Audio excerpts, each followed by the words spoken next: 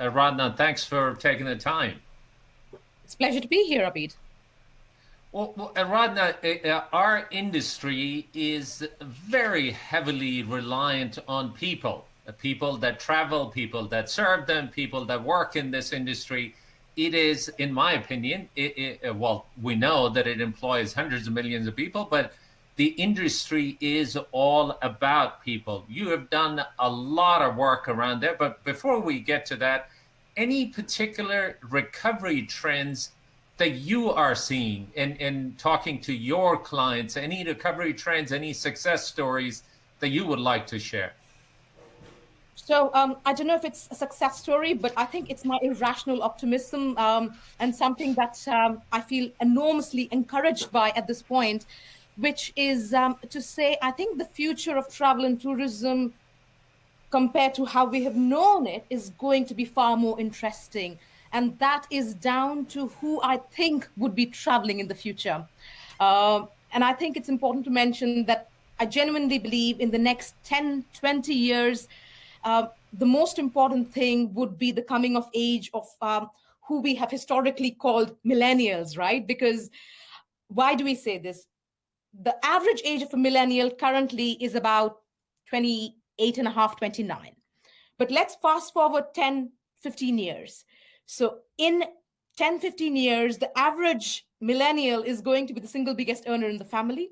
The income will double, and that is going to lead to a 30 to 80 trillion consumption shift from the baby boomers and Gen X to the millennials. Now, this is the greatest transfer of wealth ever in history. And the fun thing is, what millennials, and I think Sam-Erik touched upon it when he said that there is a new focus of millennials on sustainability, and I think he couldn't be more right, because what millennials want from travel and tourism is significantly different from what we've seen in the past. As an example, they want electric vehicles, right? They don't want ICE engines. They want to shop online and not go to malls. They want to rent and throw, not own as much. And Alex was talking about it as well. And they want to travel, but they want to travel not just to see, but to make meaning. And what we're seeing that, and I think Virginia mentioned it, everything within the social impact space. So climate change, community, cultural sensitivity, authenticity, diversity and inclusion. So everything within the broad social impact space is extremely important to them.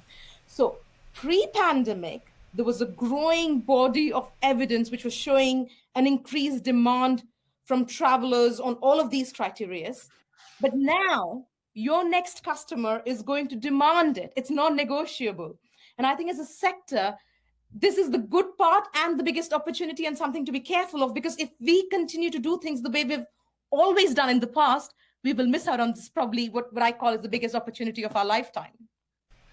But do you think our industry is ready for that wave of change? We are very resistant to these changes. Quite candidly, we're very slow in adopting some of the things that might benefit. Do you think we're ready for it? And if not, what can we do to get prepared? Because all the things that you talked about, not only that they are the right things to do, but the consumer is going to demand it. It's not an option. So are we ready? We are, I think, en route to being ready. Why? Because, there is a paradigm shift in travel and tourism as we know it, and it's increasingly becoming about experiences and authenticity, simply driven by the demand for places and people where your offering has to respond to what the nature is and what the nature's rhythm is. So people are actively going to seek out places and destinations which are really responding to that rhythm of nature instead of merely capitalizing on its assets and leveraging the natural assets. That's the first part. And I think including in the pandemic, one of the things that has come to the fore, Abid, is trust is the new currency, right? So if your new customer is more environmentally and socially aware, and you're in the business of tourism, quite frankly, the expectation at a base level is that you're going to be trustworthy and transparent, and you're going to bring a certain level of cultural credibility and have a certain purpose to what you do, and also form or forge deeper connections. So I think we've seen a lot of that with a lot of the industry and the businesses reacting to it, at least the visionary ones, because they have quite literally doubled down on the social impact of businesses as a way to build competitive advantage. I mean, that's by many different ways, but I'm talking generating employment for locals, empowering more women, fostering diversity and inclusion, and closing the skills gap. So we've seen it. Are we there fully? Not yet, but we will be. Well, I think that's a great segue. One of the things that is coming up as a wall that we're about to hit is labor shortages. This industry, unfortunately, has never, particularly with the younger audience, it has never been the preferred industry because it has a perception of a bit of a grind that doesn't pay well. Lots and lots and lots of people lost their jobs. They were furloughed. They might have gone on to other things. The work-life balance, which appears to be a myth in our industry, but we continue to strive for that. Talk a little bit about the labor pool. What is there? What can we count on? And what are some of the challenges coming forth? This is interesting. You remember when the first lockdowns were put in place, every CEO in the world was on record saying how everyone's number one priority is staff well-being and retention. But clearly, someone didn't get that memo, right? Because we are now gearing up to rebound and reopen the sector. And guess what? We are all scrambling for workers. You know this more than I do. Job openings in US is at a record high, I think 8.2 million. And the number of vacancies exceed hires by more than 2 million, which is the largest gap on record. Now, in the UK, come May 17th, which is next Monday, indoor dining opens up. And there is data which is suggesting that job postings in April saw a 400% increase compared to the same time last year, obviously because we were on lockdown. But here comes the but. There are no takers, and it seems like no one wants to come back to work, right? And the interesting thing is that there are a lot of factors at play here. Now, of course, we've had the pandemic to blame, quite obviously, because we've also had the uncertainty of stop, start through the entire last year. But the fact remains that many employees have quite simply left the industry. They've gone back to their home country. Now, in the UK, there is a double whammy because post-Brexit, all migrant workers, EU and non-EU, now need to have a proof of or a job which is suitable and one which is paying £26,500 per year before they can come and work in the UK. Now, that's difficult for a lot of hospitality businesses, right? Now, especially because 25% of UK's hospitality staff was EU workers. And if you talk about subsectors in specific regions, like in London, 70% of the staff came from EU. So that's now not going to happen. So pre-pandemic, there were 3.2 million people who were employed in the sector. I'm talking across the hospitality, bars, restaurants, hotels. And now we have one-tenth who are simply not part of that talent pool. Now, add to the fact that we are an industry where we're working very closely with people. So people have health concerns because you don't want to work in an environment where you want to catch the virus, no matter which way. Some others are still at home with their kids at home. So you can't then get back to work full time as you did before. And then finally, colleges and universities, right? They have been doing remote learning, which means you also don't have access to that talent pool, which you historically had. And of course, like you said, a whole lot of others have gone on to change the sector completely. They're probably working with Amazon, Deliveroo, or you know what, they're probably trading on Robinhood and making a lot more money. And that's something that we need to be cognizant about because quite frankly, and I'm jumping continents here, but in US, as you know, the unemployment insurance means you end up making more money by not working than working. So I'm not sure of the exact numbers, but $2,000 per person, plus you have some emergency funding versus $13 per hour. I mean, that doesn't add up, does it? So I think we need, and I think 2 weeks ago, New York Times had this fantastic article which was talking about a 10% increase in jobless benefits is corresponding to a 3% decline in the number of people who are applying to those jobs. And this is not just a UK, US, Australia problem. This is happening everywhere. What would be interesting is to see how people will react once the furlough schemes stop. Well, look, I know that has become a really big topic of discussion, even in Congress, the unemployment benefits. But to be honest, the flip side of it is that if we really think these jobs are that important, you mean to say that the government can pay more for people to sit at home that people can make working really hard in this industry? That doesn't speak very highly of our industry either. But we'll leave that aside, because that's a very controversial topic. Let me turn it over to Sam-Erik here, Aradhana, and I'll be right back with you. Sam. Thank you. I'd like to continue this discussion about attracting talent, and I have had the opportunity to speak to it over Zoom calls with a number of university students who are in the hospitality school or hotel school. And the question is, it always comes up to them that, what should I do? Should I stay in the industry or should I not? And of course, I give them if you have the passion, stay with the industry. But more importantly, maybe my question to you is that how would we be able to attract this leadership talent that they would really come to the hotel industry? So, because I understand from the graduation percentage of how many people stay in the industry after they graduate from hotel school is quite low. So any thoughts on that? So I think Abid has very nicely passed on the tough question to you, Sam-Erik.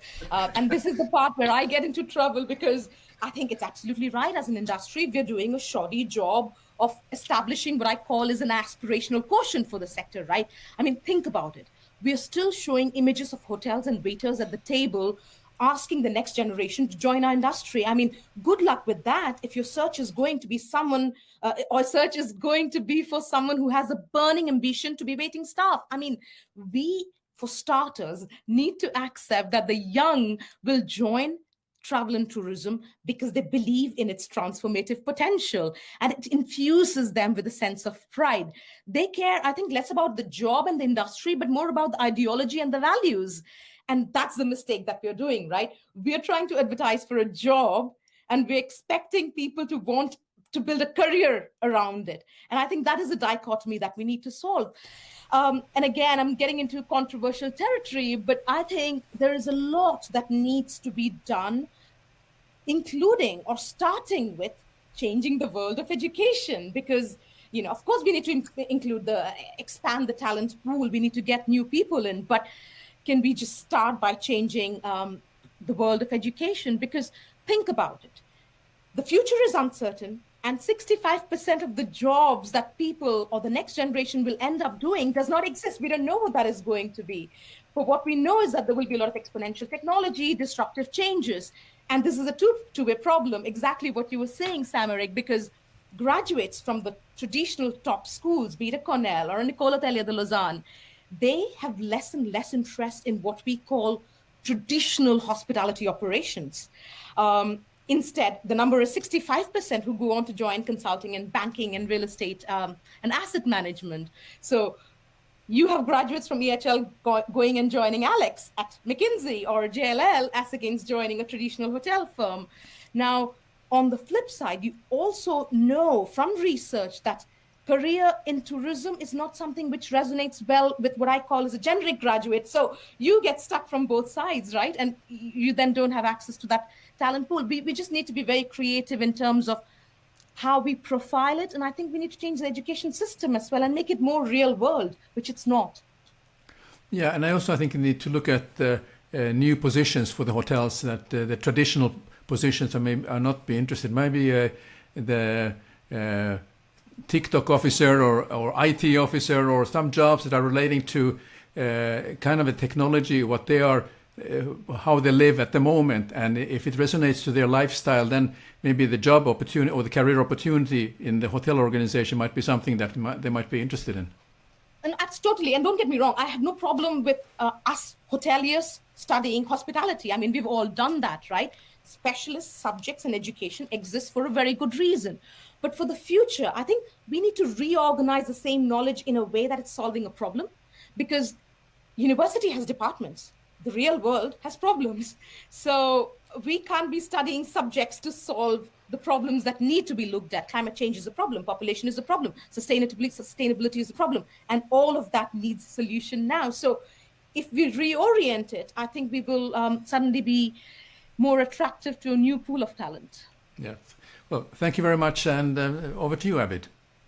Aradhana, the pandemic has disproportionately impacted female gender. It's a proven fact. It's come up over and over and over again that has been very loud.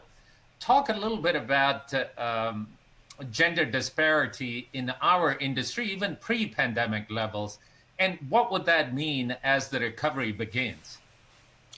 So I think this is quite tragic, because the original assumption was that COVID would be a lot like the previous pandemics, in that it would be what we call the great leveler, because all of us are suffering in some way or the other, right? But in fact, what this pandemic has exposed is that all kinds of systemic inequalities, especially when it comes to gender, I think has been exacerbated with this COVID pandemic. Now, UN had produced a study which said that COVID is going to push, I don't remember the exact number, but I think it was close to 96 million people towards poverty. Now, guess what? Close to 50 million out of those are women. Now, female job loss rates due to COVID are about 1.8 times higher globally. Now, women's jobs are 20% more at risk than men. Now, it's not surprising. Why? Because it's women who are disproportionately represented in sectors which have been most affected by COVID, right? Hospitality, retail, entertainment, food services. So it's struck from both sides. Now, if anything, I think specific to the pandemic, it's more important than ever that we use the current learning, not just to dismantle the stereotypes, but I think reorient the organizational culture and make even a stronger commitment and a conscious effort to make up for this lost time of 18 months. Well said. Very well said. One last question, Aradhana, before we bring Alex back into the conversation. Talk about some best practices that you can share around the globe in talent development that might also address the gender equality issue, so that we have a bigger pool of people that we're developing, attracting, and retaining in this industry. Any thoughts on that? So I can think of a couple of examples, but and I'm probably biased because I chair the advisory board of Red Sea project in Saudi Arabia. But as you know, Saudi Arabia is a destination which has become the fastest growing destination in the last 2 years since the economy opened up, right? Now, what are they doing well with regards to talent and development? First of all, they decided quite early on that they need to have local talent. So the whole concept of relying on cheap labor from developing nations is not a sustainable model. And quite frankly, it's also not a model because, it doesn't string with the value proposition that they're offering, which is authenticity. So one of the things they did really well is ensure. So the Red Sea project is a great example where 50% of all employees are locals. And I think that's a great step forward, because in a sense, you're also trying to kind of show to your people that you need the locals to make a success story of the project. Now, the second thing that they have done rather successfully is show that a career in tourism is not just about working at hotels in the kingdom. It could be perfectly about that, but also But as an example, by joining the Red Sea Project, they could be saving the turtles, or I don't know, spearheading vertical farming, or helping promote health tech and a new way of wellness. So I think these are good examples of profiling the story so it lands into the vision of what's possible. It's creative thinking, right? I mean, I have tons of example. I can go on till you have time. Well, thank you. Sam, if it's okay, let's bring Alex back into the conversation. We at the tail end of it. Alex, a question for you.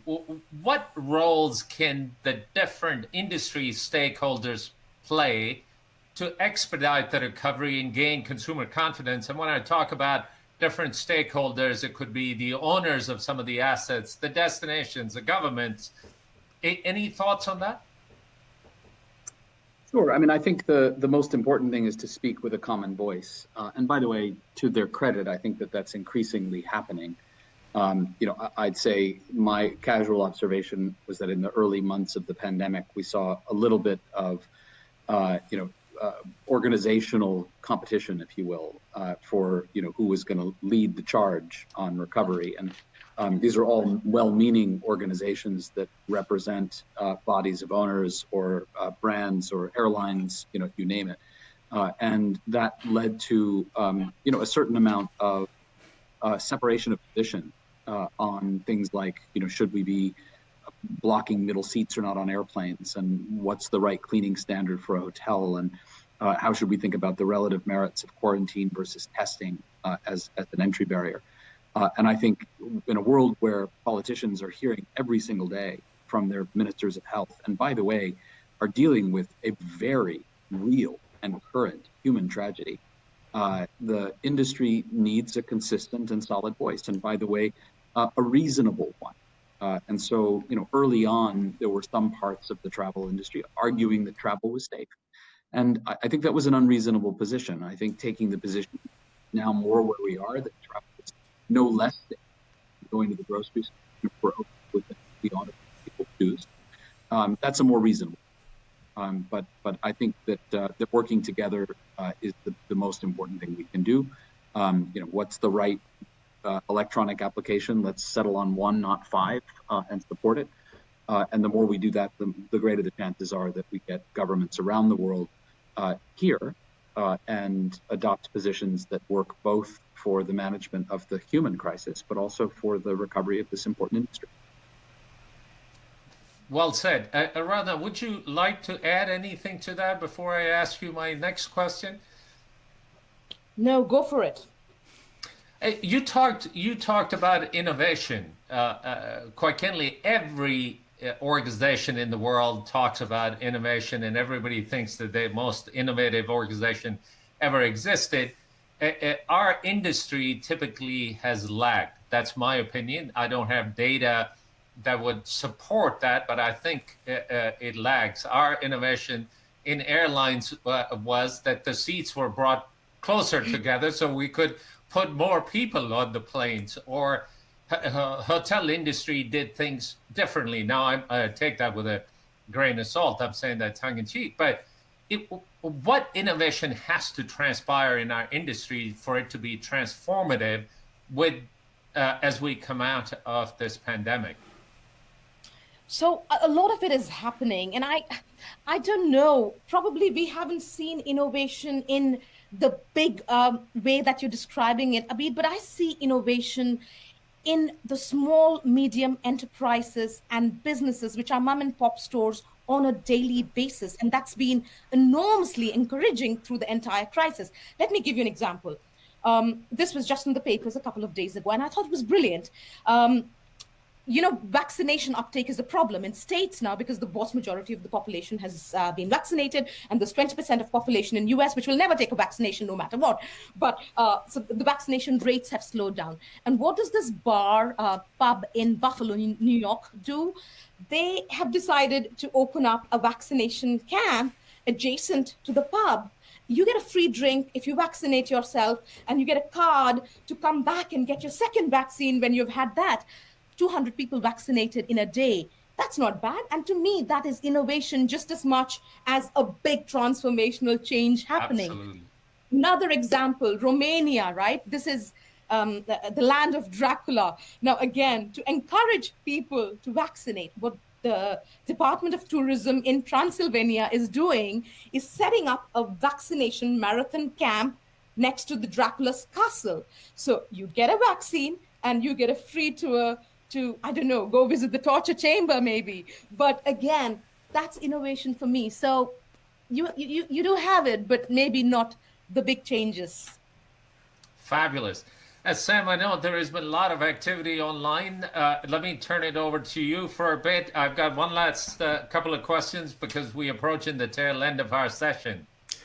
Well, Abid, we had a question that would probably take an entire episode to talk about, where question one, what is the global tourism outlook towards India? But I think we have to leave that for another time. Smita Parmar said that trust is the new currency. That is indeed what everyone is looking at as travelers, that empathy is important. So those are a comment from Smita. So thank you very much for that very nice comment. So, but Abid, any question you still have? Can I just say something to Smita? I think trust is the new currency and purpose is the new product. That works. Fabulous. Fabulous. A question for both of you. If you were to define, let's take 3 priorities for 2021 related to travel and tourism, and Alex, if you wouldn't mind going first. I assume you mean a bit priorities for the industry. So I'll go ahead and answer it that way. I mean, look, I think one is a practical priority, and that's to be ready for a 2-speed recovery. And that if things open up and we start to see recovery, it's going to happen very, very quickly. And we're going to shift from the problem of not having enough demand to the problem of not having enough supply. And the problem that Aradhana talked about, lack of workers, is a critical issue. And it is mathematically certain that when demand comes back, it will come back faster than we can bring capacity back online. And that will mean long lines in airports, long queues to check in at hotels, queues to retrieve one's valet vehicle, delayed room service. And this precisely at the moment when we need people to love the tourism industry, we will likely be letting them down. And at the same time, be ready for additional lockdowns, additional border closures, often at the last minute, with all of the financial pressure that comes with that. That's really, really hard to do, but I think it's critical from a survival standpoint. I think the second is it is time to start thinking about reinvention and reimagination. Many of the things that we did during COVID were accelerations of trends that had been in place for some time, and I think it's not the time to stop that momentum. And so the move towards digitization, which of course, has worked not because people didn't want to be in contact with others, but it's worked because it was the right answer. Checking in at a hotel costs a hotel money, and it's something that I don't want to do. Nobody does. Nobody wants to wait in a queue. What's luxury? Being asked whether or not you've had a good visit to the airport, or being able to go to the hotel, or being able to go directly to your room, use your mobile phone to open the door and walk into the peace and quiet of your room. Clearly the latter. And we need to continue that. And then last but not least, and I've had this conversation with many in the industry, in the early days of the pandemic, many players in the industry surprised themselves with the speed at which they were able to plan and execute big changes.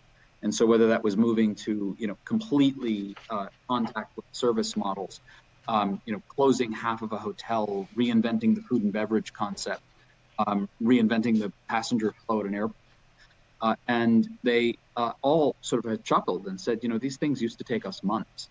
And I think what they've tapped into is the essence of agile, which is when you've got a clear goal and you give a set of people the autonomy to go after it without being burdened by typical corporate processes, you do much more and you do it more quickly. And I think an interesting priority for the recovery is to think about how we institutionalize that, so we can come back as an industry that is not only more resilient, but also much faster. Fabulous. Aradhana, your thoughts, please, on priorities. I think Alex summarized it really well, because my first one would have been, don't try and get to where you were, because that's going to completely defeat the purpose. Can we just talk about, can we forget 2019 and talk about 2021, 22 and beyond, and see how we can build back better, right? So that's the first one. The second one, I think this is already happening, and that is all about sustainability, where I think so far, public disclosure about everything on sustainability has resulted in an idea that it's all about cost, burden, and sacrifice. If the maths is correct, as has been proved by the pandemic, we will see very soon that it's actually all about profits, jobs, and competitive advantage. So I think there will be a complete paradigm shift where we realize that sustainability, it's not anti-market, it's pro-logic. That's the second one. And the third one, I think, speaking about climate change, if this has been the focus over the last century or many years, I think the rest of the century is going to be so much more about equality in every way. It's also climate change, but health and well-being and equality in every way. So diversity, inclusion, all of this is going to become front, center, and side. I don't know.